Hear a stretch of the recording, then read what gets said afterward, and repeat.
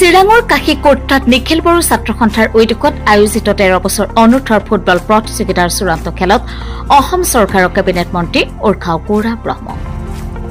এপছুৰ উদ্যোগত অনুষ্ঠিত ফুটবল প্ৰতিযোগিতাৰ চূড়ান্ত খেলত উপস্থিত থাকি এপছুই উদ্যোগ লোৱা এনে পদক্ষেপৰ শলাগ লৈ মন্ত্ৰী উৰ্খাও গৌৰা ব্ৰহ্মই কয় যে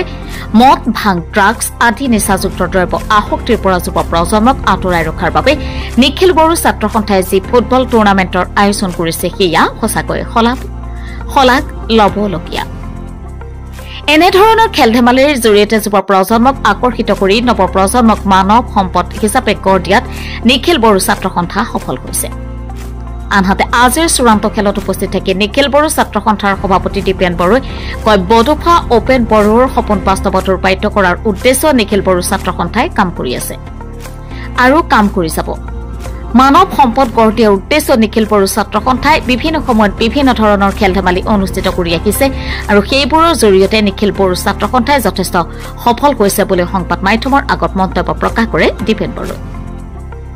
আজিৰ চূড়ান্ত খেলখন ঔতালগুৰি আৰু বাক্সা জিলা ফুটবল দলৰ মাজত অনুষ্ঠিত হয়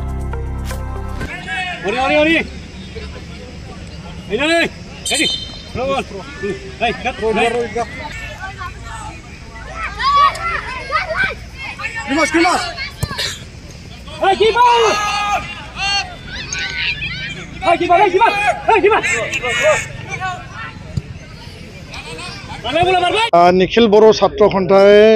যোৱা 2 আৰু 3 নৱেম্বৰৰ পৰা মানে দিনজোৰা কাৰ্যসূচী বডোফা উপেন্দ্ৰনাথ ব্ৰহ্মৰ যে এটা সপোন আছিল সেই সপোনটো বাস্তৱত ৰূপায়িত কৰাৰ লক্ষ্য আৰু উদ্দেশ্যৰে আণ্ডাৰ 13 ফুটবল টুৰ্ণামেণ্ট বয়জ আৰু আণ্ডাৰ 15 ফুটবল টুৰ্ণামেণ্ট গাৰ্লছ দুইটা শ্ৰেণীত ভেৰগাঁও আৰু চিৰাঙত এই কাশীকোট্ৰাত আয়োজন কৰিছিলোঁ আৰু যোৱাকালি ভেৰগাঁৱত গাৰ্লছৰ কাৰণে চূড়ান্ত খেল হৈ গ'ল কাৰ্বি আংলং জয়লাভ কৰিলে চেম্পিয়ন হ'ল আৰু কোকৰাঝাৰ মানে ৰানাৰ্ছ আপ আজি এই সময়ত কাশীকোট্ৰা এই প্লেগ্ৰাউণ্ডত বাক্সা জিলা আৰু লগতে ওদালগুৰি জিলা দুয়োটা জিলাৰ খেলুৱৈসকল আণ্ডাৰ 13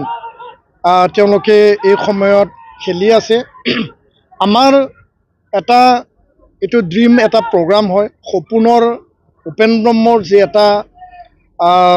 বড়ো জনগোষ্ঠীক বিশ্ব দৰবাৰত প্ৰতিষ্ঠা কৰা যি এটা লক্ষ্য আৰু উদ্দেশ্য আছিল এইটো বাস্তৱ এটা সন্মত এটা দিক নিৰ্ধাৰণ কৰিব লাগে আৰু নৱপ্ৰজন্মক যি ল'ৰা ছোৱালীয়ে যি সময়ত নিজৰ জীৱন গঢ় দিবৰ কাৰণে যথেষ্ট পৰিশ্ৰম কৰিব পাৰে নিজৰ যি প্ৰতিভা নিজৰ যি স্কিল নিজৰ যি টেলেণ্ট সেই টেলেণ্টখিনিক আমি এটা প্লেটফৰ্ম বনাব লাগে আৰু যি ধৰণে দুৰ্গা বড়ো হলীচৰণ নাৰ্জাৰী অপূৰ্ণা নাৰ্জাৰী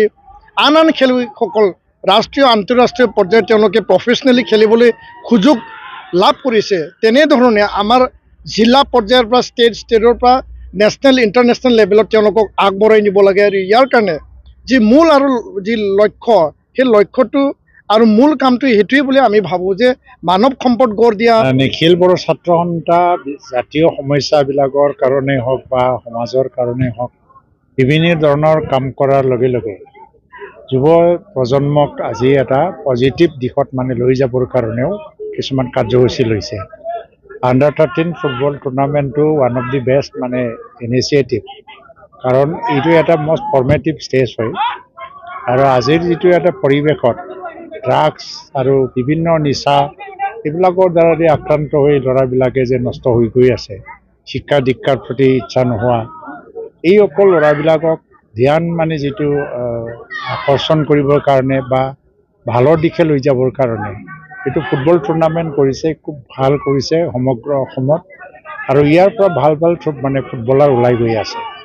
এতিয়া বডোফা যিটো ফুটবল ক্লাব যিটো আইডিয়া তেওঁলোকে কৰিছে ইয়াৰ পৰা বেষ্টবিলাকে মেম্বাৰ হৈ পেলাই এই ক্লাবৰ সদস্য হৈ খেলিব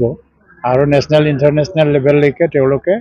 যাব পাৰিব সেইটো এটা ভাল কথা আৰু সমাজৰ কাৰণেই হওক আৰু সমাজৰ নৱপ্ৰজন্মক এটা ধনাত্মক যিটো যোগাত্মক দিশত লৈ যাবৰ কাৰণে যিটো এটা ইনিচিয়েটিভ লোৱা হৈছে সঁচাকৈ এইটো শলাগ ল'বলগীয়া